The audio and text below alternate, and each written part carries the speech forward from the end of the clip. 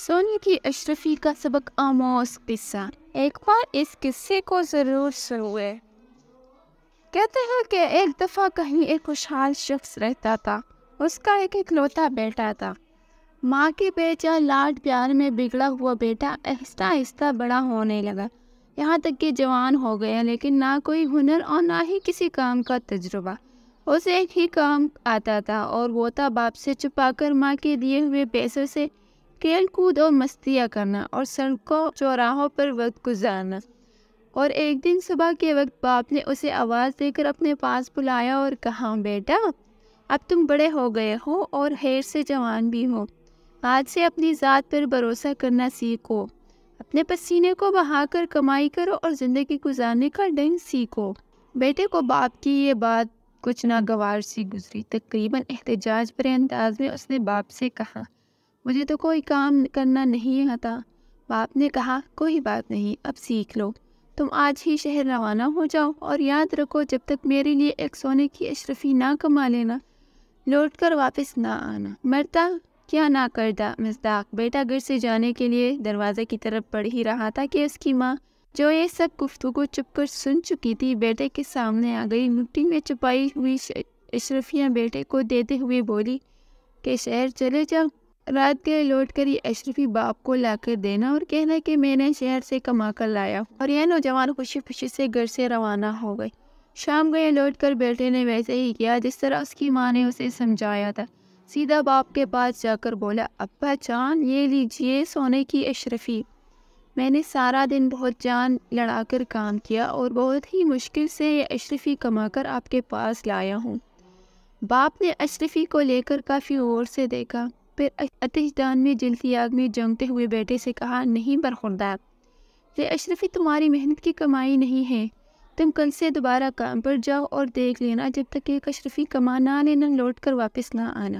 بیٹا خاموشی سے باپ کی اس حرکت کو دیکھتا رہا، نہ کوئی احتجاج نہ کوئی رد عمل۔ دوسرے دن شہر جانے کے لیے گھر سے باہر نکلتے ہوئے دروازے کی اونٹ میں ماں کو پھر منتظر پایا۔ ماں نے اس کی مٹھی میں ایک اور اشرفی رکھتے ہوئے کہا، بیٹا اس بار جلدی واپس نہ آنا، شہر میں 2 یا 3 دن رکے رہنا اور پھر لوٹ کر باپ کو یہ اشرفی لا دینا۔ مدن بیٹے نے شہر جا کر ماں کے کہے پر عمل کیا۔ 3 دن کے بعد لوٹ کر سیدھا باپ کے پاس گیا اور اشرفی سے تماتے ہوئے کہا، اے والد محترم، یہ لیجئے سونے کی اشرفی، اسے کمانے کے لیے مجھے بہت کٹھن محنت کرنی پڑی۔ باپ نے پھر اشرفی لے کر اسے کافی دیر غور سے دیکھا اور دوبارہ یہ کہتے ہوئے آگ میں پھینک دی کہ بیٹا یہ وہ اشرفی نہیں ہے جو میں چاہتا ہوں، تم پھر کل سے کام کے لیے جاؤ، اس وقت تک جب تک اشرفی نہ کما لینا۔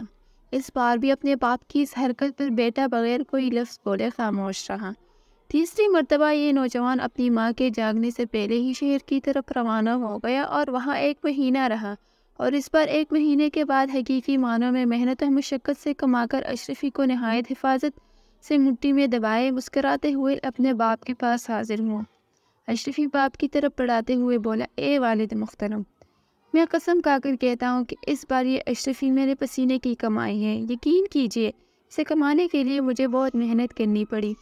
سونے کی اشرفی کو ہاتھ میں لے کر باپ کافی غور سے دیکھتا رہا۔ اس سے پہلے کہ اس کا باپ اشرفی کو آگ میں ڈالنے کے لیے ہاتھ بڑھاتا، نوجوان نے آگے بڑھ کر باپ کا ہاتھ تھام لیا اور کہا، بھاجان میں نے اتنی محنت کر کے اس اشرفی کو کمایا ہے اور آپ اسے آگ میں ڈالنے لگے ہیں۔